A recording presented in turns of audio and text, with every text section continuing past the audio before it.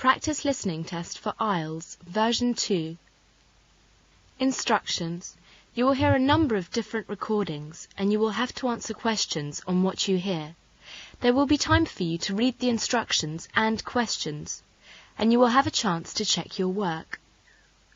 All the recordings will be played once only. The test is in 4 sections.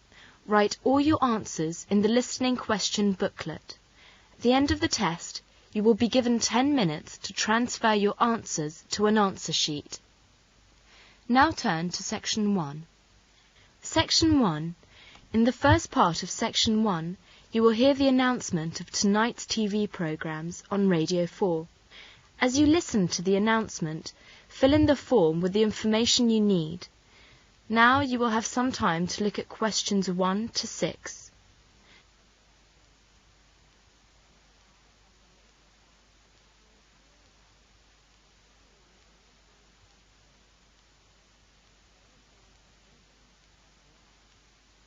Now listen carefully and answer questions 1 to 6. TV programs. Good evening. You are listening to Radio 4, and this is Steve Collins with news of some of tonight's programs. At 8 o'clock on BBC One, Ron Fleming talks with Alan Cross, an American writer of Western stories. He has written about 20 novels about cowboys. That's all in Face to Face at 8 o'clock on BBC One. Following that, at 9 o'clock, it's the film. You are going to have Titanic. It captured 14 Oscar nominations, including Best Picture, Best Director, and Best Actress for Kate Winslet. Watch Titanic at 9 on BBC One. On BBC Two, at 7:30 tonight, Sports. That's the live coverage of football between England and Germany. In tonight's What Do You Think? On channel BBC Two at 10 o'clock.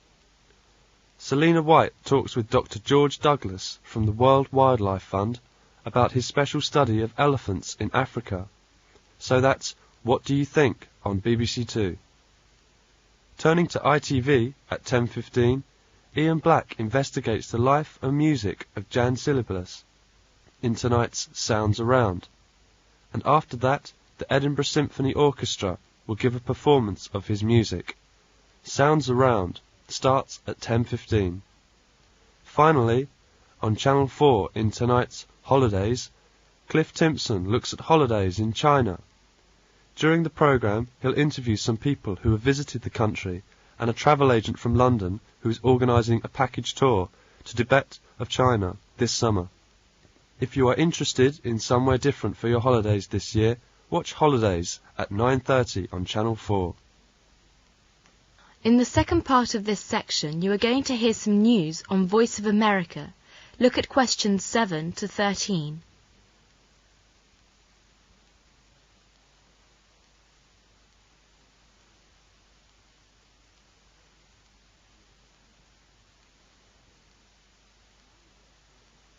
Now listen to the news and answer questions 7 to 13. You are listening to Voice of America. Good afternoon. Here are the news at 5:30. News headlines. El Nino-driven tornadoes killed at least 39 people in central Florida. More than 200 dead in crash.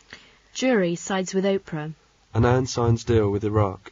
Darkness amid daylight. El Nino-driven tornadoes killed at least 39 people last night in central Florida. Many houses were destroyed. Some people escaped from tornadoes wearing only pajamas. The weather left 180,000 customers without power. Meanwhile, a warm El Nino winter started many plants booming early. Now a bitter cold front, forecast in northern Florida today, threatens to destroy some crops. More than half the peach and strawberry crop is in bloom and threatened by the cold snap. Flight C-1676 crashed and exploded in fog and rain Monday night near Taipei Airport as it returned from the resort island of Bali, Indonesia. All 196 people on board, 182 passengers and 14 crew, died, along with 7 people on the ground. It was the worst crash ever in Taiwan. Most of the dead were Taiwanese tourists returning from Bali. Several Americans were reported to be among the dead. It was unclear what caused the crash. A China airline official said the flight data recorders had been recovered and sent to the United States for analysis. Jury slides with Oprah. A jury today rejected a lawsuit by Texas cattleman who says Oprah Winfrey Show about the dangers of mad cow disease caused the market to plummet and cost them millions of dollars. Miss Winfrey, a famous talk show host, has won the legal battle against Texas cattleman. The cattleman has sued her on April 16, 1996 episode of The Oprah Winfrey Show that they said gave the false impression that American beef spread mad cow disease to people. Annan signs deal with Iraq. UN Secretary General Kofi Annan signed an agreement with Iraq on the standoff in the Persian Gulf and presented the terms to the UN Secretary Council. But US forces continue to strengthen their presence in the Gulf. Darkness amid daylight. The shadow of the moon swept across the earth at 1,200 miles per hour. Folks in the Caribbean had their tanning time interrupted for about 4 minutes during the eclipse. That's the end of section 1. You'll have 30 seconds to check your answers.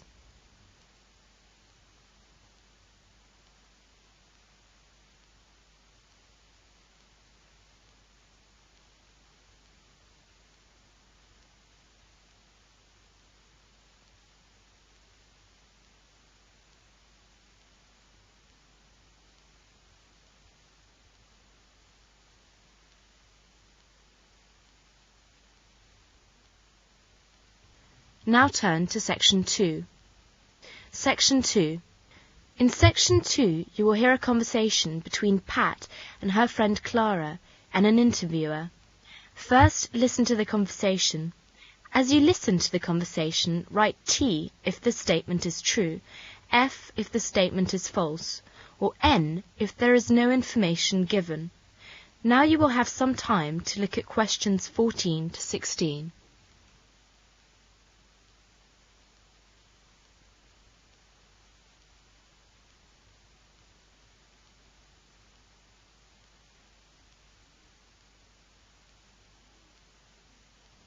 Now listen to the conversation and answer questions 14 to 16.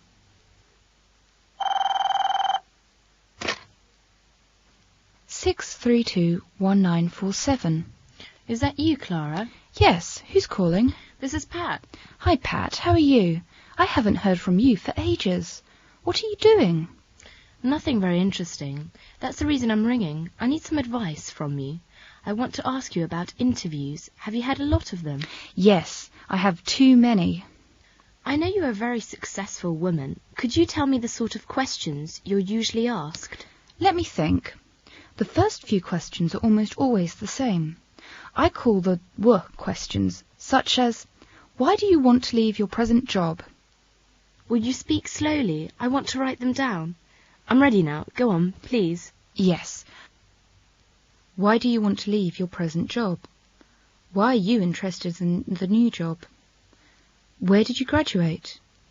When was that? What was your major?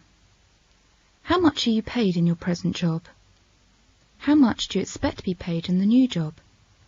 Where do you live? How do you get to work? Oh yes, I'm always asked if I'm married. It's very boring.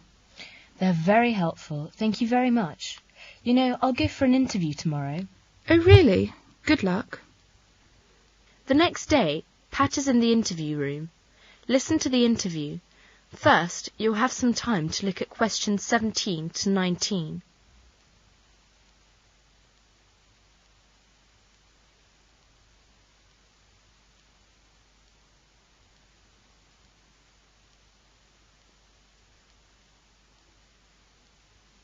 Now listen to the interview and answer questions 17 to 19.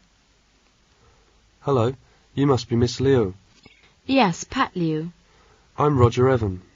How do you do? Won't you sit down? Thank you. You're applying for a position as a research engineer, is that correct? Yes. Why are you interested in this job? I like to do research. I think it's a challenge for me. It will give me lots of room for initiative. Where did you receive your bachelor's degree in mechanical engineering? from Leeds University. Oh, that's an excellent engineering school. And you are there now, working on your masters? Yep, I am. And for the past 2 years you've been working as an auto mechanic? Yes, I was working part-time. So you're not presently employed? No. I was working at the job up until a week ago. I no longer have that position. Could you tell me why you want to leave that job now, rather than waiting until you have finished your degree? Well, I was dismissed from the position. I see. Could you go into some details for that for me? Well, I'm not willing to file a lawsuit, but the manager had received a customer complaint about having a woman mechanic. In fact, he hired a man to replace me. So you believe it was a case of sexual discrimination? Oh yes, I do. But it's very difficult to prove. Yes, it would be. We're fortunate here to have a fair administration.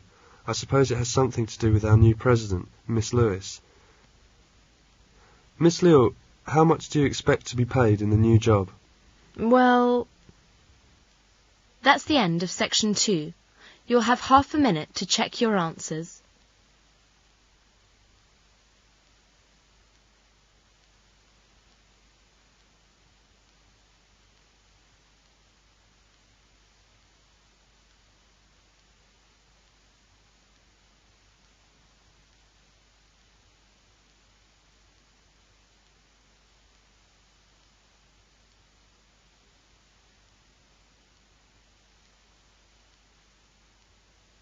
Now turn to section 3. Section 3. In section 3, the interviewer will talk with 3 people. The first one is John, who is British but has worked in Japan. He talks about his experience of living and working in Japan. As you listen, fill in the gaps. Now you will have some time to look at questions 20 to 24.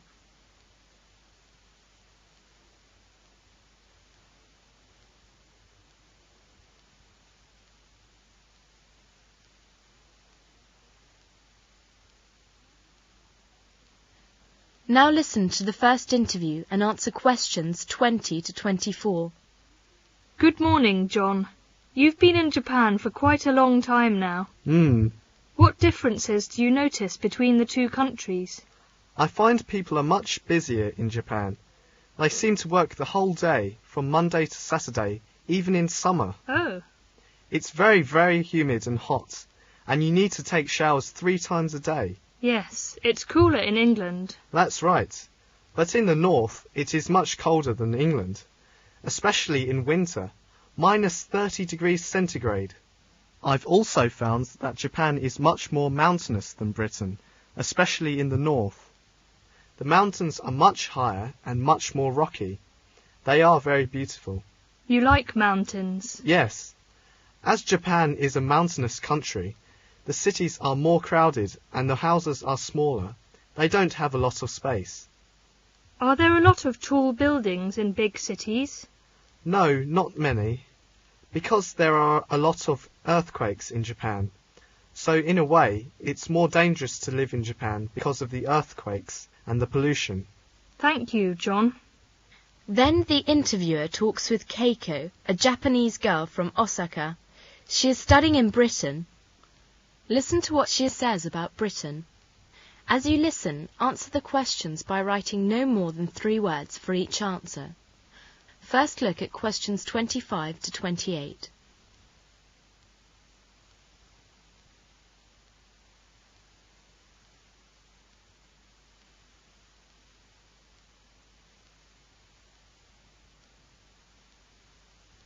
Now listen and answer questions 25 to 28.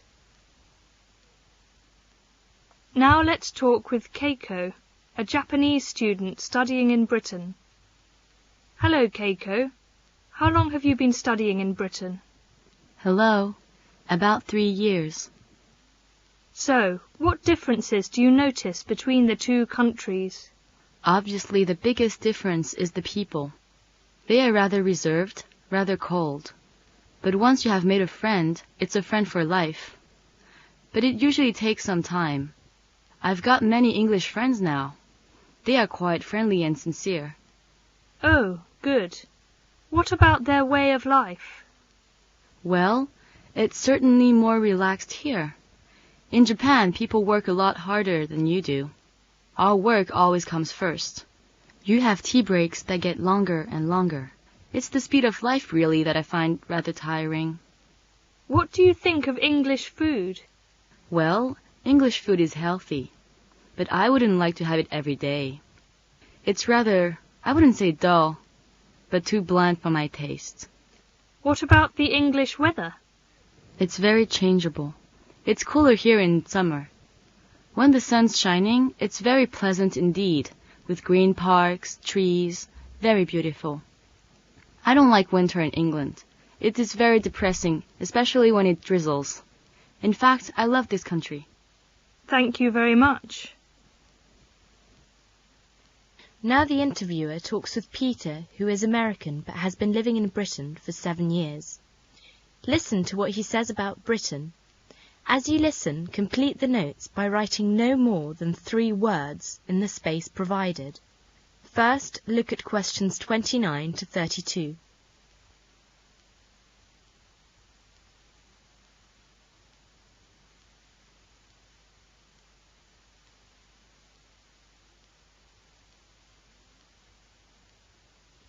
Now listen and answer questions 29 to 32. Hello, Peter. You've been in Britain for quite a long time now. Yes, for 7 years. What do you think of the English weather? Well, it's rather cloudy and depressing, but I like spring and autumn best. I think they are the loveliest time of the year. And what about English food? I think the English food is dull, and there is very limited selection of dishes. But there are many excellent restaurants serving food from almost every country in the world, such as Italian, French, Greek, Indian, Chinese food. And what about the English people? How have you found them? I find them very reserved and not very open. The English people intensely dislike social intercourse and do not like to talk actually to others about themselves or have any interest in knowing other people's business. If there are 2 people in a carriage in England, it is likely that each will read his own newspaper without exchanging a word. How about in the United States? Well, it's very different. We start conversations with people in the street, in the subway. We're a lot more enthusiastic and spontaneous than people here. But it seems, when you get to know them, they're very friendly. I've got many English friends now in England. What about your impression of living here? I think life's a lot easier and more efficient in the States. It's easier to make money and it's easier to spend it. Shops are open all the time over there. Here in England, you've got to race to reach the supermarket by 5:30. In the States, there are all sorts of services to make life easier. But I find life here safer and more relaxed. Americans work much harder than you do. For us, work is the most important thing in our lives. But to the English people, their private lives are important. Their holidays are important. You know, holidays seem to be longer here. Well, I take it you have a pretty negative opinion of England. You would think so from this interview, wouldn't you? No, in fact, I really love this country.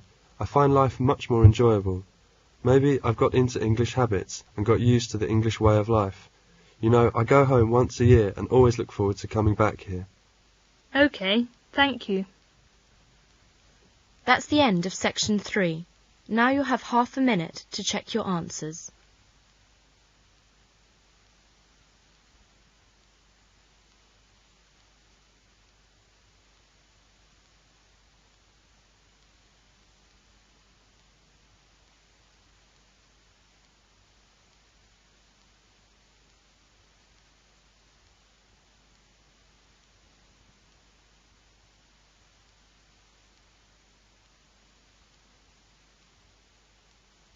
Now turn to Section 4.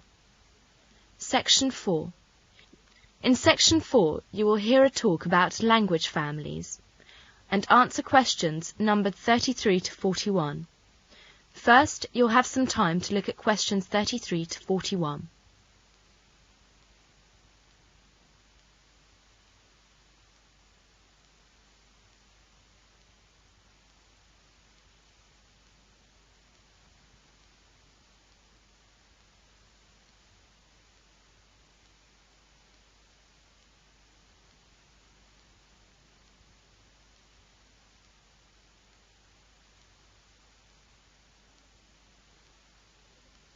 Now listen to the talk and fill in the table with the information you need. Good morning, everyone. Today I'm going to talk about some large language families. I'll start my talk with 2 questions. Do you know how many languages are used throughout the world today? How many major language families are there? Okay, there are more than 3,000 languages used throughout the world today. Almost all of these languages belong to a much smaller number of language families. All of the languages within a language family are related, and all of them have a similar history. Therefore, the grammar, vocabulary, and sounds of related languages are similar. In addition, the way of thinking and the style of talking among related languages is similar. Even though there are over 3,000 languages that are used today, there are only about 20 to 30 major language families. Let's take a brief look at some of the largest language families. Each of these large families includes many individual languages. The language that we are using now is English. As everybody knows, English has become a world language because of its establishment as a mother tongue outside England. It's spoken by 320 million people. English is a member of the Indo-European language family. This large language family includes most of the languages that are spoken throughout Europe. Languages such as English, French, and Greek. Of course, nowadays, many Indo-European languages are spoken in other parts of the world. For instance, Spanish, which is an Indo-European language, is spoken throughout South and Central America, but originally it was spoken only in Europe. Another large language family is the Afro-Asiatic family. It spelt it A-F-R-O-A-S-I-A-T-I-C.